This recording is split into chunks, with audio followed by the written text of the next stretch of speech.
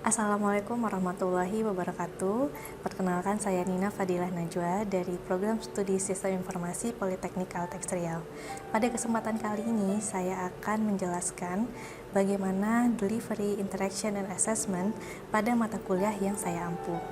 Sebelumnya, saya ingin menjelaskan mata kuliah yang saya ampu selama saya menjadi dosen, yaitu teori dan praktikum algoritma dan pemrograman berorientasi objek, konsep teknologi informasi, customer relationship management, supply chain management, workshop ERP, pengantar bisnis dan manajemen, sistem informasi manajemen, serta sistem informasi akuntansi. Pada kesempatan kali ini, saya mengambil mata kuliah yang sering saya ajarkan, yaitu customer relationship management. Sebelumnya, izinkan saya untuk menjelaskan keterkaitan mata kuliah ini dengan program studi sistem informasi. Program studi sistem informasi Politeknik Kalteks Riau memiliki 5 profesi untuk profil lulusannya. Yang pertama berkaitan dengan sistem analis dan software developer, IT konsultan dan IT auditor, IT project manager, information system technopreneur, dan yang terakhir data analis. Sehingga mata kuliah Customer Relationship Management ini sangat berkaitan dengan profesi lulusan, yaitu Information System Technopreneur. Perkuliahan ini akan membahas mengenai konsep pengelolaan pelanggan yang merupakan salah satu aset bagi perusahaan.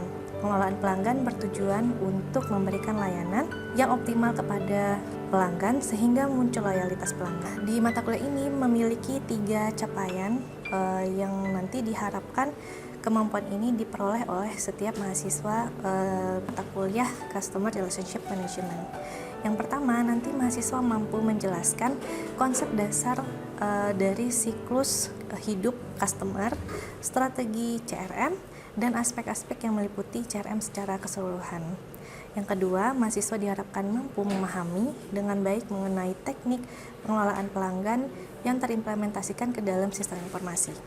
Yang ketiga, mahasiswa mampu membedakan sistem informasi biasa dengan sistem informasi yang sudah diimplementasikan konsep CRM. Untuk referensi utama, kita menggunakan 2 buku yang menjadi pegangan untuk mahasiswa. Mata kuliah ini juga menggunakan sumber relevan lainnya yang berasal dari jurnal, YouTube, ataupun buku lainnya.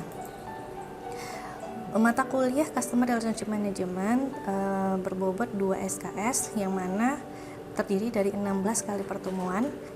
Adapun materi-materi yang berkaitan di pelajaran Customer Relationship Management ini adalah yang pertama, pengenalan CRM, yang kedua, pemahaman makna hubungan dalam kata Customer Relationship Management, yang ketiga, akuisisi pelanggan dan retensi serta pembangunan pelanggan, yang keempat, strategic CRM yang berkaitan dengan Customer Portfolio Management serta pengalaman pelanggan. Yang keenam, itu operasional CRM yang dibagi menjadi Salesforce Automation, Marketing Automation, dan Service Automation. Lalu ada Analytical CRM yang berhubungan dengan Customer Related Database, dan selanjutnya memilih tools manajemen hubungan pelanggan dan menerapkan CRM tersebut di dalam organisasi. Adapun media pembelajaran yang digunakan yaitu Google Classroom. Nah, Google Classroom ini bertujuan untuk memberikan materi-materi yang sudah dipresentasikan ataupun materi yang selanjutnya itu diletakkan ke dalam Google Classroom sehingga mahasiswa dengan mudah menggunakan kembali materi tersebut dan membaca kembali. Lalu di Google Classroom ini juga sebagai media untuk pengumpulan tugas sehingga dosen juga lebih mudah untuk mengontrol keterlambatan ataupun memonitor siapa mahasiswa yang sudah mengumpulkan atau yang belum.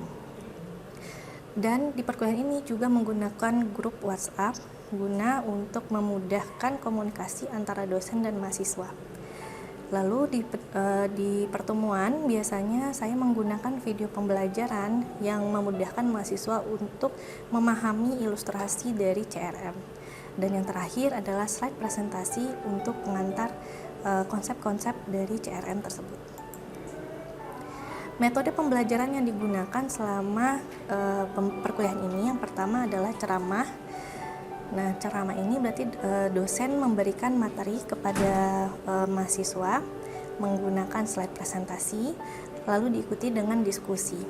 Nah, diskusi di sini terbuka antara dosen dengan mahasiswa ataupun antar sesama mahasiswa.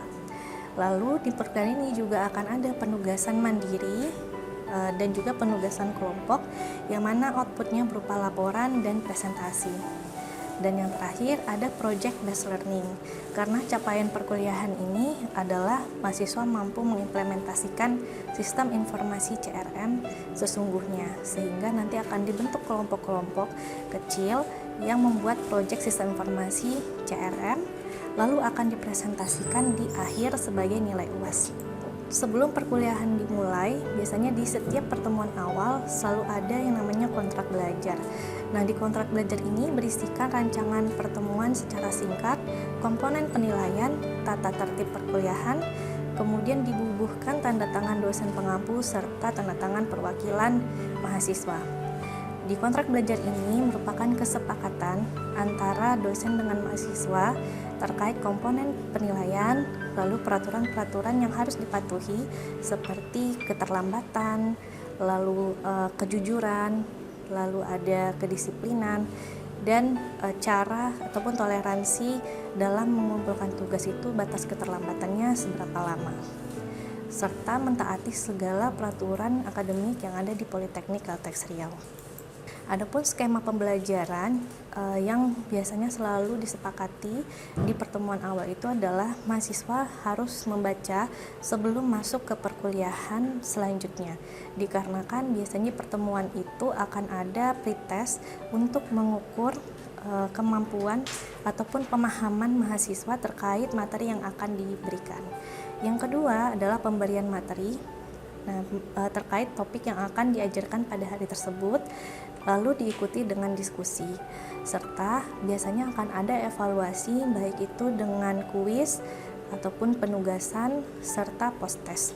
Untuk evaluasi penilaian, setiap mahasiswa itu akan diberikan tugas kuis dengan bobot nilai 35%, untuk UTS-nya 30%, dan UAS 35%.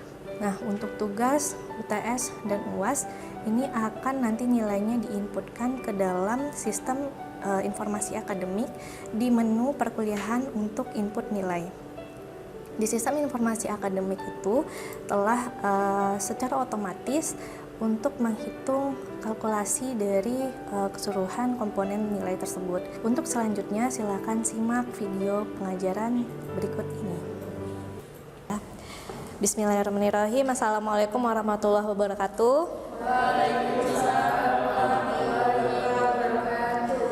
Selamat pagi semuanya. Pagi, Bu. Kok lemes ya?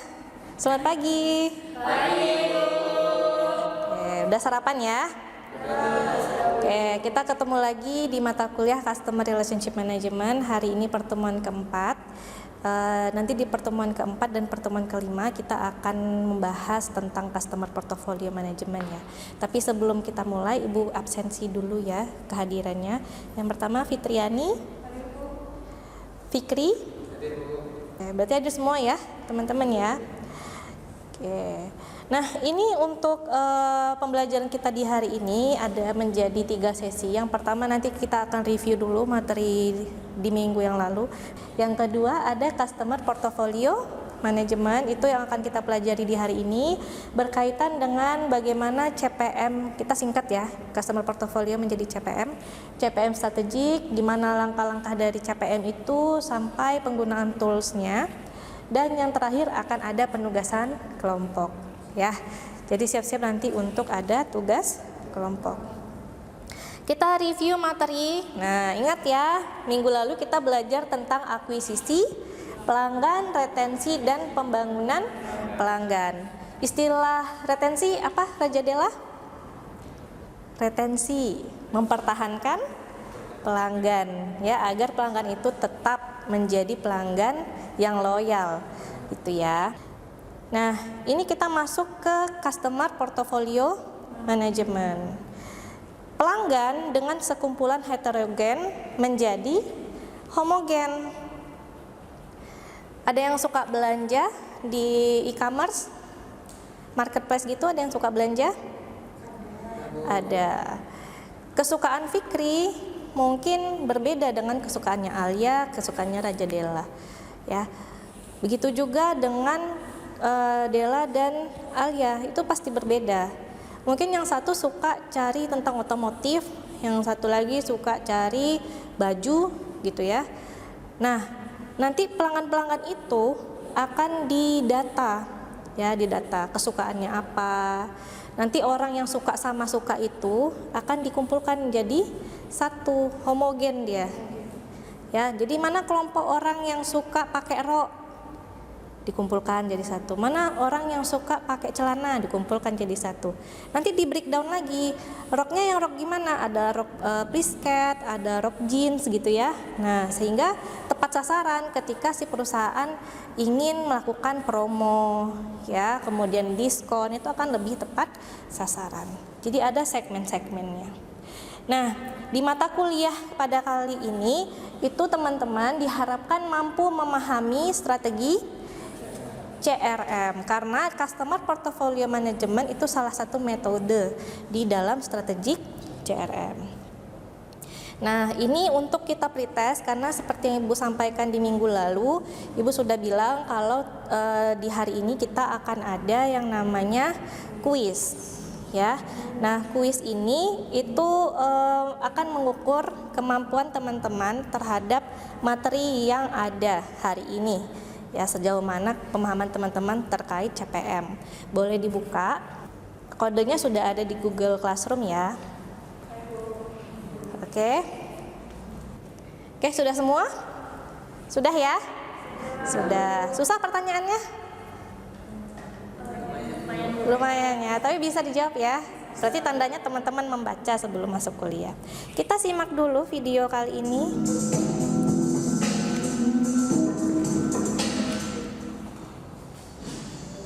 Strategi bisnis sangat erat kaitannya dengan sebuah pemasaran.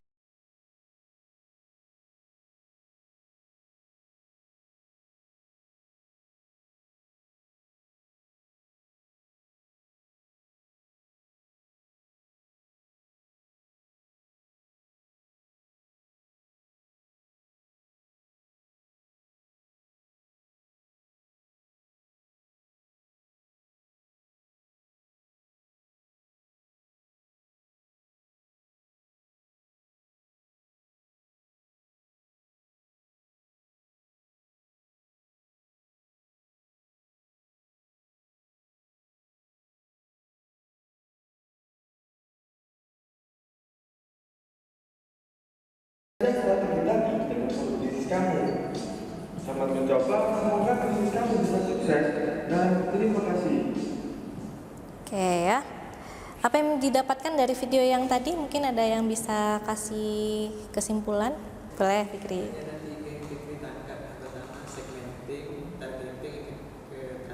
Positioning. Oke, kalau untuk segmentasi berarti ada segmen-segmen ataupun yang kita menjadikan itu akan menjadi target pelanggan kita nantinya. Yang target itu lebih detail. Tadi ada contohnya ibu-ibu yang mana? Ibu-ibu ada banyak, ya kan? Yang mana? Nah, target itu yang akan kita detailkan. Setelah itu ada yang namanya positioning. Nah, nanti akan kita bahas lagi ya terkait segmentasi pasar pakai CPM. Karena ini nanti berpengaruh ketika teman-teman membuat sistem informasi CRM-nya. Ya. Nah, pelanggan itu kita sepakat ya merupakan aset bagi si perusahaan. Ya, perusahaan manapun lah, pasti pelanggan itu merupakan aset. Kenapa? Pelanggan, kalau nggak ada pelanggan bisa organisasinya berjalan? Nggak bisa. Ya, sehingga pelanggan itu harus didata dengan baik, dijaga dengan baik, sehingga operasional dari si organisasi tetap berjalan. Tetapi CRM itu, strategi CRM itu menjamin nantinya teman-teman bisa tahu ya seberapa loyalkah pelanggan ini, seberapa menguntungkan pelanggan ini bagi si organisasi. Kita beranjak nanti berbagai macam data transaksi dari si UMKM, nanti kasih contohnya ya. komponen CRM strategi salah satu metodenya yaitu CPM, gunanya untuk melakukan segmentasi pelanggan.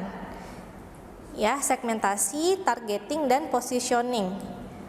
Ya, sehingga di dalam segmentasi pelanggan ini berguna ketika ingin mengetahui preferensi dari masing-masing profil pelanggan. Ya, misalnya kita semuanya suka susu Indomilk. Varian rasa Indomilk banyak? Ada banyak. Ada rasa coklat, stroberi, vanila gitu-gitu ya. Ada banyak, banana bahkan. Nah, dari susu-susu tadi itu kan disebarluaskan di berbagai macam Indomaret, Alfamart, minimarket gitu ya. Nah, akan memberikan pengetahuan kepada si Indomilk. Oh, ternyata di tahun 2022 penjualan yang paling tinggi itu adalah susu Indomilk rasa coklat. Ya kan? Terus ada uji coba lagi yang baru, bikin varian rasa banana. Nah, segmentasi pasar itu juga begitu, dia akan nguji nih, dikasih kita banana semuanya, dari berapa persen orang yang suka. Ya, nanti dari orang yang suka itu akan dikasih varian-varian lagi yang lain, atau ditambah flavornya, atau seperti apa. Itu sangat berguna ya untuk segmentasi pasar.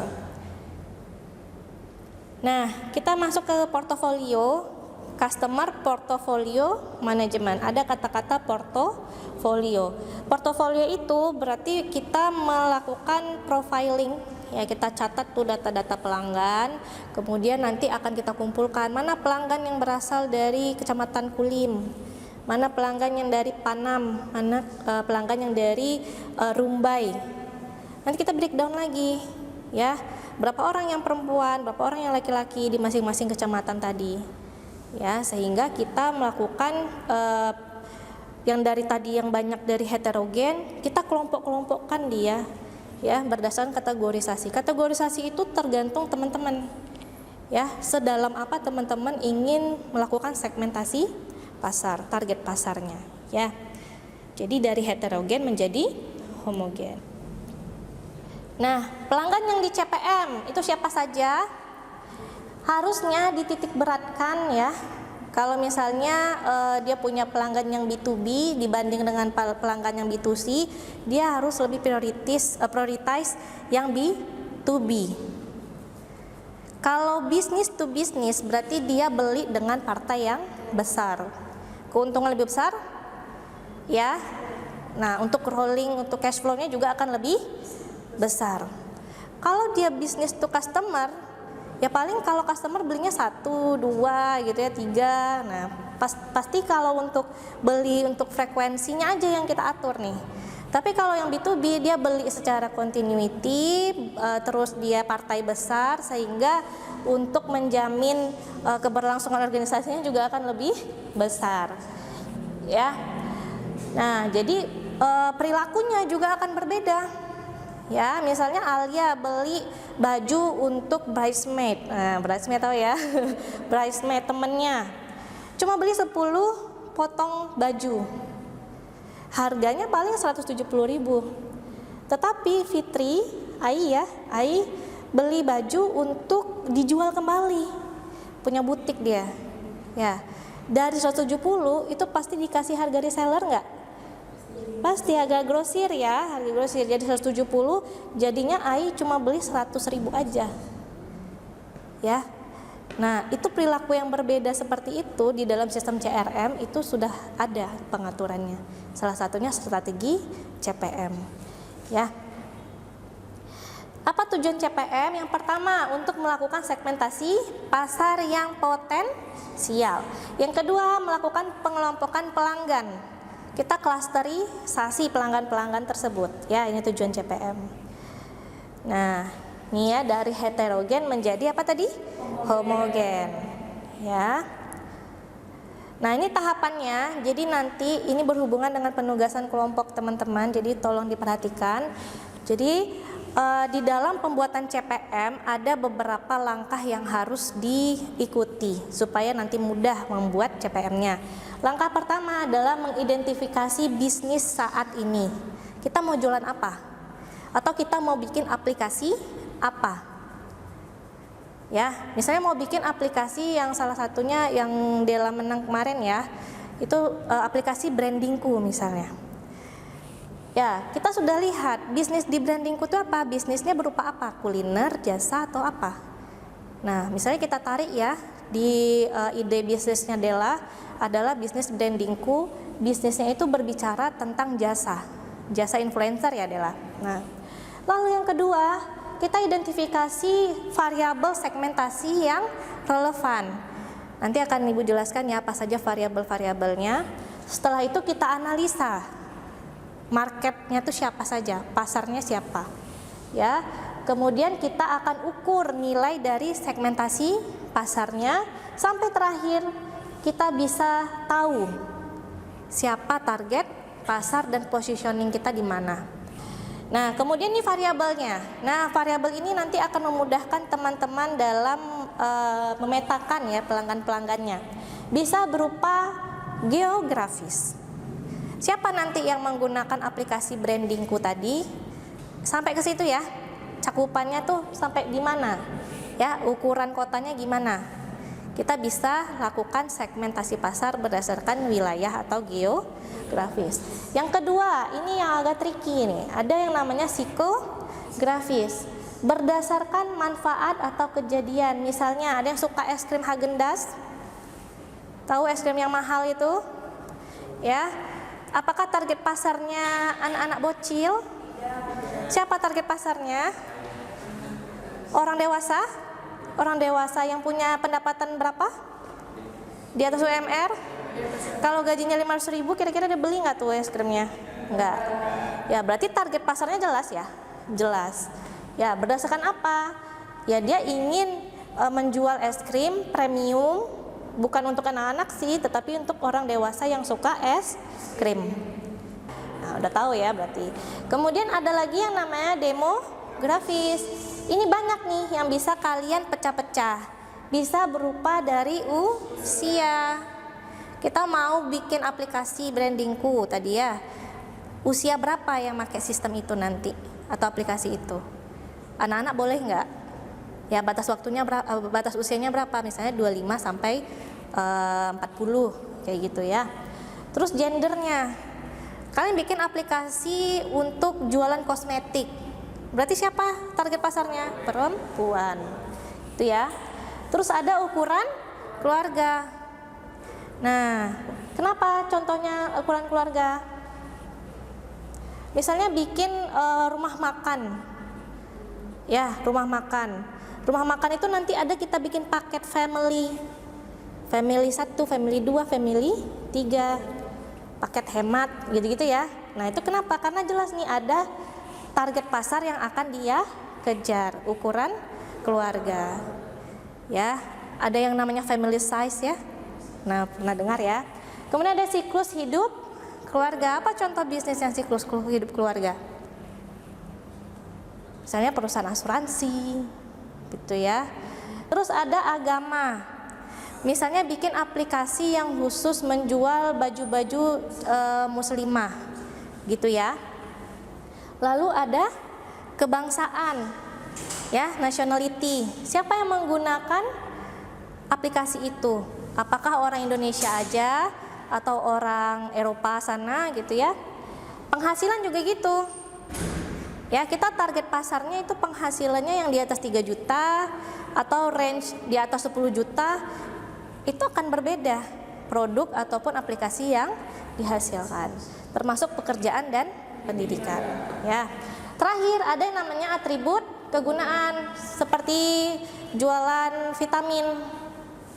Ada vitamin untuk memutihkan badan, kulit ya. Ada ya.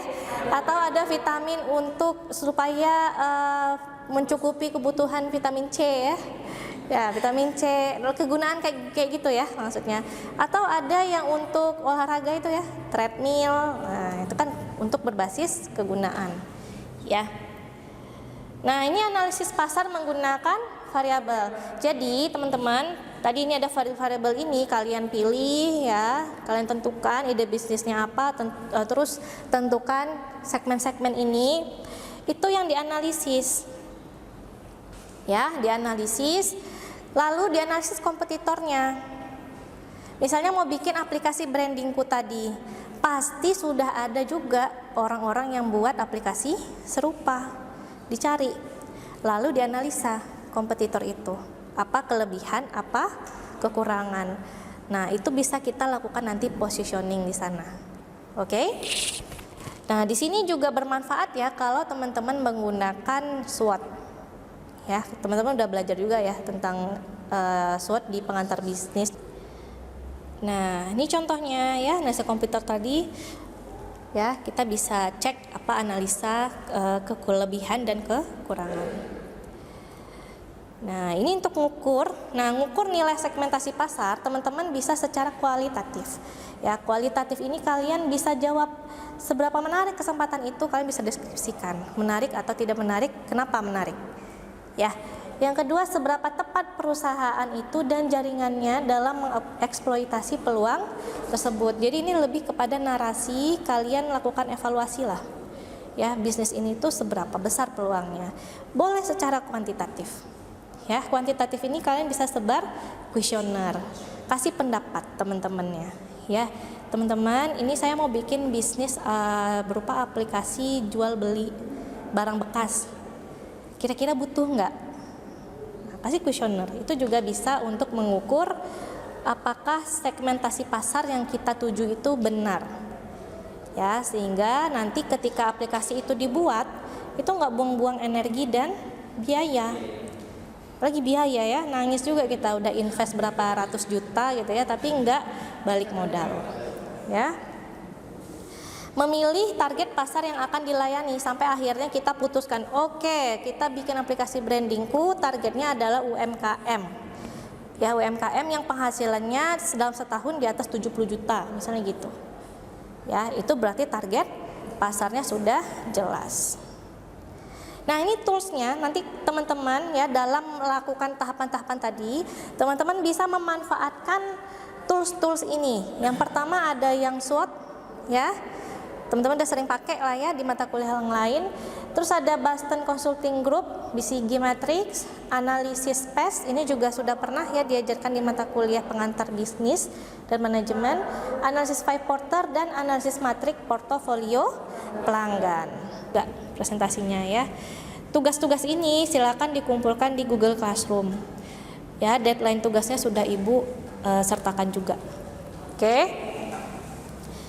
Oke, boleh dibantu Alia dibaca kesimpulannya?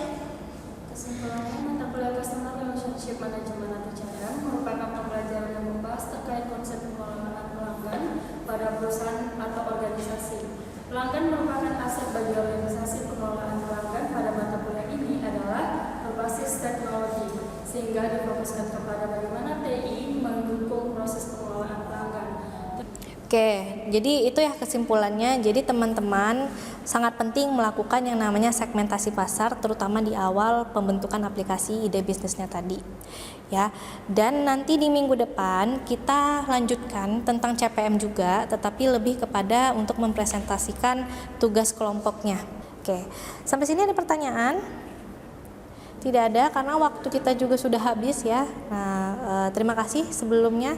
Mudah-mudahan lancar ya untuk pembuatan CPM-nya. Silakan berdiskusi dengan baik dan ingat tadi kerjasama sama dengan sama-sama kerja. Oke, kita ketemu lagi ya insya Allah di minggu depan di jam yang sama. Terima kasih semuanya. Ibu akhiri ya. Assalamualaikum warahmatullahi wabarakatuh. Baik, demikian video pengajaran dan juga pernyataan diri saya terkait delivery, interaction, and assessment yang saya lakukan di perkuliahan Customer Relationship Management. Saya akhiri, terima kasih. Assalamualaikum warahmatullahi wabarakatuh.